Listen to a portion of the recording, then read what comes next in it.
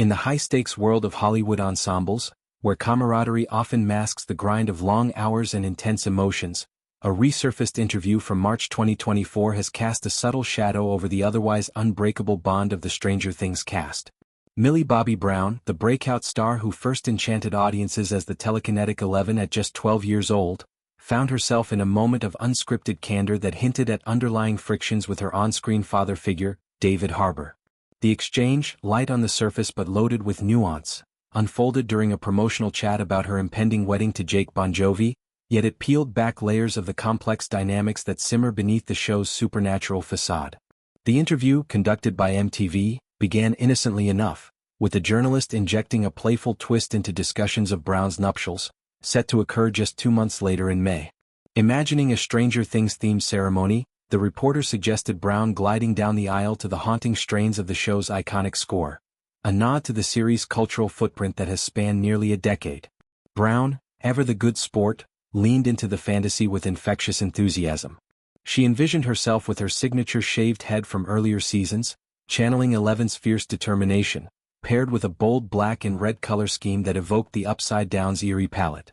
It was a whimsical detour, a chance to blend her personal milestone with the fictional world that launched her to stardom. Laughter filled the room as she painted the scene, her eyes sparkling with the joy of someone on the cusp of marital bliss. But the mood shifted, ever so slightly, when the conversation pivoted to the officiant.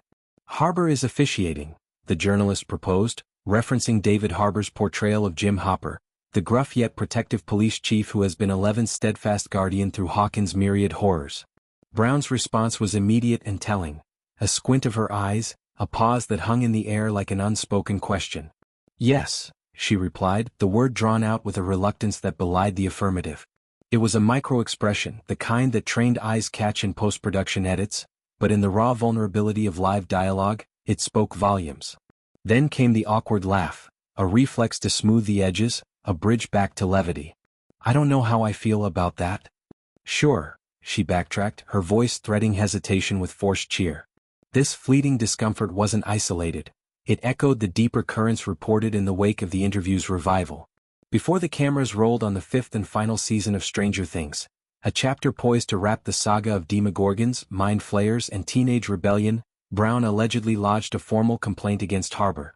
The allegations, detailed in pages upon pages of documentation according to reports, centered on claims of harassment and bullying during production.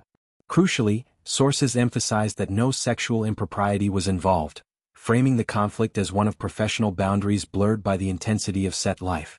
The investigation, spanning months and involving Netflix's human resources machinery, delved into the specifics, though the outcomes remained shrouded in the confidentiality that protects such matters.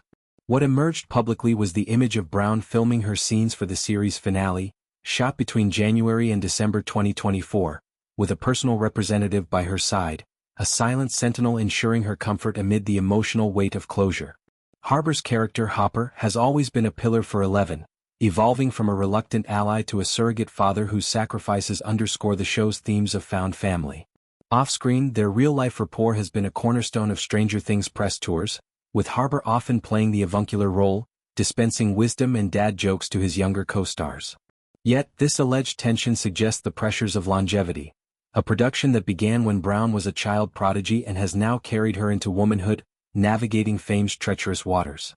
At 21, Brown has blossomed into a multifaceted artist, author of a memoir, star of Netflix's Damsel, and now wife and mother to a baby girl adopted with Bon Jovi in the months following the wedding. Her growth demands space, boundaries that perhaps clashed with Harbour's 51-year-old perspective, shaped by decades in the industry. Delving deeper into the interview's subtext, Brown's pivot away from Harbour was telling. Almost immediately, she championed Matthew Modine as an alternative officiant, a choice that proved prophetic.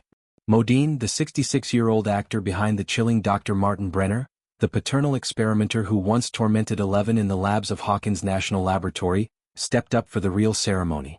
His presence added a poetic irony. The man who embodied scientific cruelty on screen now blessed a union of love, symbolizing redemption and the blurring of art and life. "I don't know how I feel," Brown reiterated, her words a quiet assertion of agency before floating another option, underscoring her desire for control in a narrative often dictated by others.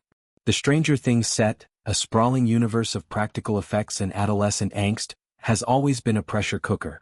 Filming the finale amid these reports must have amplified the stakes, with Brown's representative ensuring that every take honored her evolving needs. This wasn't mere drama, it was a microcosm of broader industry reckonings, conversations around power imbalances, the toll of child stardom, and the right to evolve without apology.